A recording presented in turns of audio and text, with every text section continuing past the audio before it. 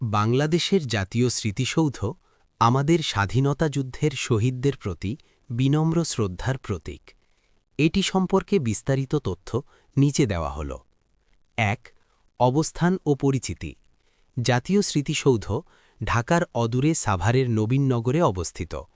এটি বাংলাদেশের মহান স্বাধীনতা যুদ্ধে প্রাণ উৎসর্গকারী বীর শহীদদের শ্রমণে নির্মিত একটি স্মৃতিস্তম্ভ। ২. নকশা ও স্থাপত্যশৈলী।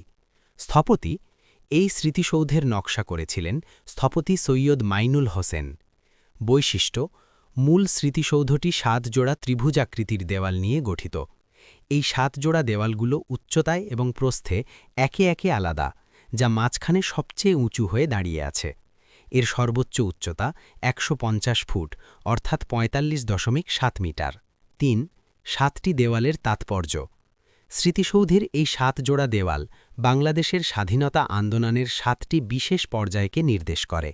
১. ১৯৫২ সালের ভাষা আন্দোলন। ২. ১৯৫৪ সালের যুক্তফ্রন্ট নির্বাচন। ৩. ১৯৫৮ সালের আইয়ুব খানের সামরিক শাসন বিরোধী আন্দোলন। ৪. ১৯৬২ সালের শিক্ষা আন্দোলন। ৫. ১৯৬৬ সালের ৬ দফা আন্দোলন। ৬. ১৯৬৯ সালের গণ অভ্যুত্থান। ৭. ১৯৭১ সালের মহান মুক্তিযুদ্ধ। ৪. নির্মাণ ইতিহাস। ১৯৭২ সালে বঙ্গবন্ধু শেখ মুজিবুর রহমান এর ভিত্তিপ্রস্তর স্থাপন করেন।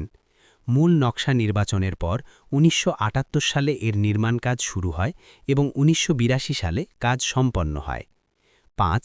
এলাকা ও অন্যান্য স্থাপনা। স্মৃতিসৌধের পুরো চত্বরটি প্রায় ৮৪ একর এলাকা জুড়ে বিস্তৃত। এখানে প্রধান মিনার ছাড়াও রয়েছে গণকবর। যুদ্ধের সময় শহীদদের গণকবরগুলো এখানে সংরক্ষণ করা হয়েছে। কৃত্রিম লেক ও সেতু। মূল স্তম্ভের সামনে একটি সুন্দর লেক রয়েছে, যেখানে প্রতিফলিত হয় মিনারের সৌন্দর্য। মুক্ত মঞ্চ ও পাঠাগার। সাংস্কৃতিক অনুষ্ঠান ও গবেষণার জন্য এখানে ব্যবস্থা আছে। সবুজ বাগান। চারপাশ অত্যন্ত সাজানো এবং শান্ত পরিবেশ। ৬. গুরুত্ব। প্রতিবছর ২৬শে মার্চ অর্থাৎ স্বাধীনতা দিবস এবং ১৬ই ডিসেম্বর অর্থাৎ বিজয় দিবসে রাষ্ট্রপতি, প্রধানমন্ত্রী এবং সাধারণ জনগণ এখানে পুষ্পস্তবক অর্পণ করে শহীদদের প্রতি শ্রদ্ধা জানান। এটি আমাদের জাতীয় গৌরব ও ত্যাগের প্রতীক। সাভারের এই স্মৃতিসৌধটি দেশি বিদেশি পর্যটকদের কাছেও অত্যন্ত জনপ্রিয় একটি স্থান।